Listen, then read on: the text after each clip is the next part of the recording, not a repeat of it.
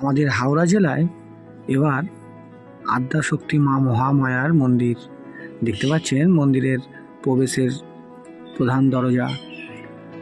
আসুন মন্দিরের ভিতরটা দেখে নিই এক নজরে। মন্দিরে প্রবেশ করার মুখেই আপনারা দেখতে পাবেন ভোলে মহেশ্বরকে, আর ভোলে মহেশ্বরকে দেখার পরেই মূল মন্দির। এই মন্দিরে যদি আসতে চান আপনারা হাওড়া আমতা যে লোকাল রয়েছে ওই লোকালে করে ডোমজুর রোড অথবা ডোমজুর যে কোনো একটি স্টেশনে নামবেন, নেমে যে কোনো টোটো বা ম্যাজিক গাড়িতে করে চলে আসুন এই মন্দিরে। উত্তর ঝাঁপড়দায়ের কাছে এই অপূর্ব সুন্দর প্রাকৃতিক পরিবেশের মধ্যে মায়ের মন্দির আদ্যাশক্তি মা মহামায়া।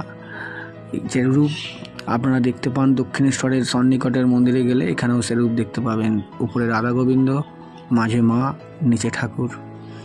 তাই দেরি না করে চলে আসুন ডোমজুর স্টেশন অথবা ডোমজুর রোড স্টেশনের কাছে। মা সকলের কৃপা করো মা। এই হলো হাওড়া আমতা রোড।